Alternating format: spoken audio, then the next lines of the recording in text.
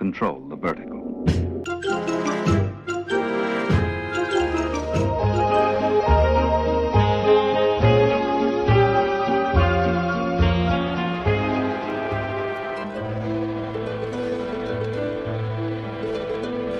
Welcome to Anthologic, the TV anthology podcast.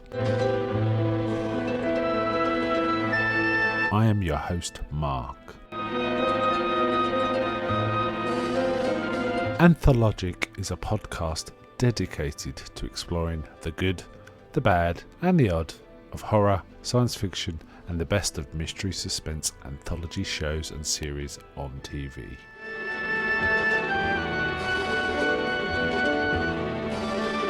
Join me as we slip through the cracks of reality to approach the extremes of experience, where we can peruse the stories and art of a sinister fairground of strange and wonderful rides. And now we go on to the show that is the focus of this particular episode.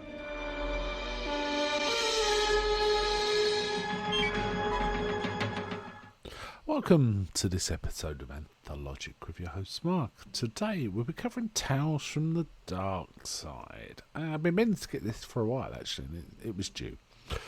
One of the reasons I've been meaning to get to it is it's actually kind of a spin-off, unofficial extension of one of my favourite movie anthology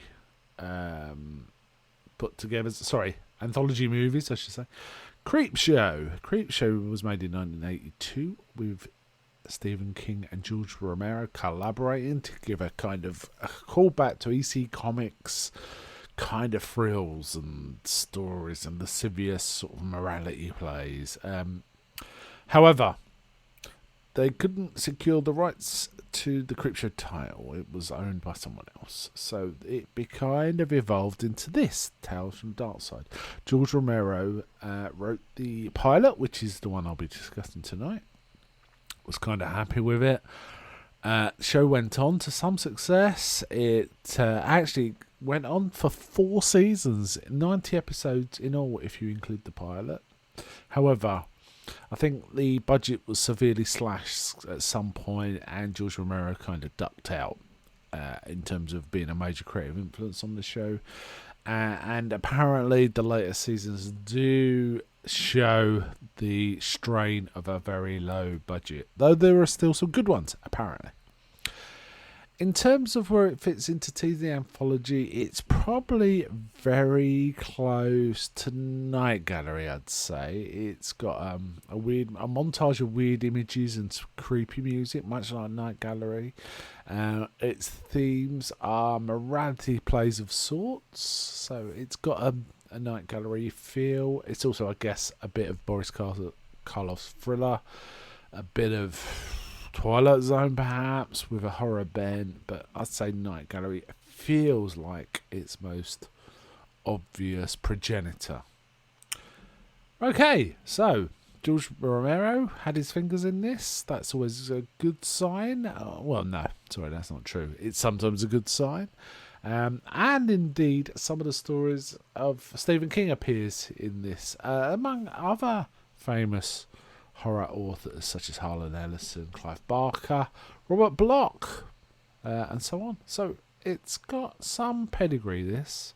In fact, there was even a movie of it, Tales of Darkside, the movie made in 1990. So it's had some legs, this one. It had some legs. I have seen a few episodes in the past and quite enjoyed them. I specifically watched a Stephen King story called Word Processor, I think it was called, but it's based on a story of his called Word Processor of the Gods. Quite liked it. Looked cheap, but it was fine. This particular one we're discussing today is the pilot, which is called Trick or Treat, written by George Romero. Yes, I like this. I like the intro, I like the music, I like the setup. It's very melodramatic, it's very easy comics, it's very reminiscent of Creepshow.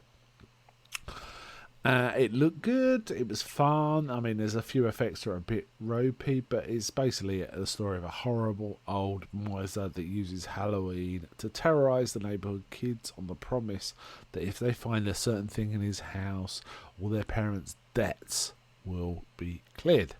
He's basically lent everyone in the county money, and then they all owe him. So he doesn't force them; they don't have to, but basically the parents force the kids to sort of take part. So it's got quite a horrible feel. However, it gets its comeuppance in a very, very satisfactory EC Comics way. And I must say, I don't want to spoil it too much, but I must say some of the makeup in this show is quite spectacularly good. It's really fine sort of makeup. I was really impressed. This one, as I say, a lot of people like this, but they feel it's kind of a roller coaster. You know, the cheapness really shows through. However, when you have a very little budget, what that does allow is the talent to shine through. So, where there's talent involved, sometimes you overcome this cheapness. Certainly in horror and comedy, that's true. Talent will out in those two genres over budget.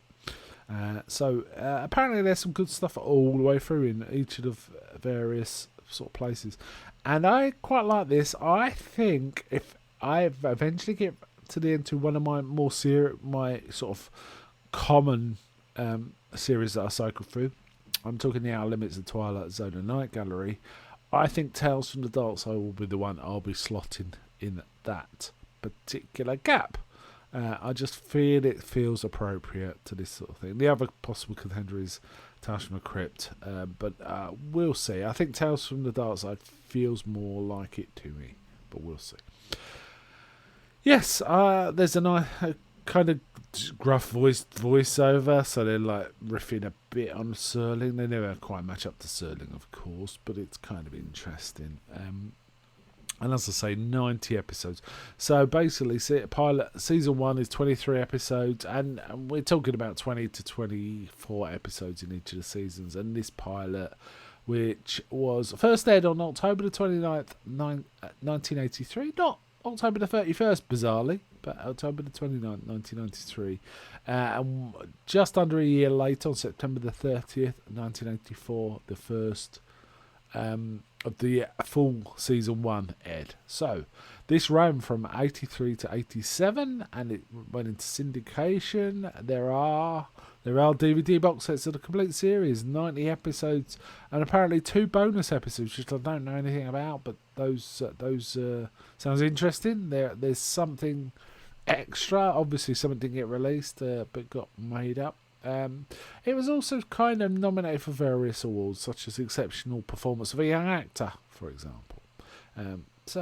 Yeah, I liked it. Apparently, there is a planned reboot as well. Let's have a look. And some comics too, based on this. You know, obviously riffing on things like Tales from the Crypt and Tales. Was it Vault of Horror? Those kind of comics. So yeah, interesting. Joe Hill, the son of Stephen King, was kind of involved somewhat in that sort of attempt to restart this. However, it's kind of interesting that Creepshow itself has now spawned a series, so that might put paid somewhat from Tales to any future versions for Tales of the Darkside. But who knows? Who knows with these kind of things.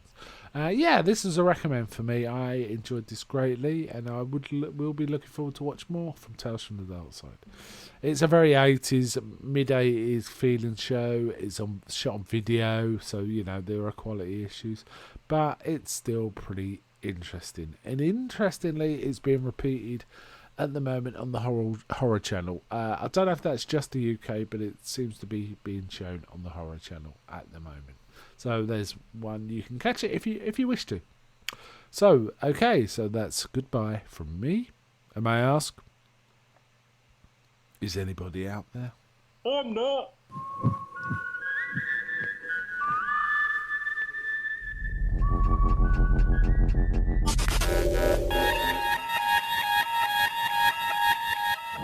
We now return control of your television set to you until next week at this same time, when the control voice will take you to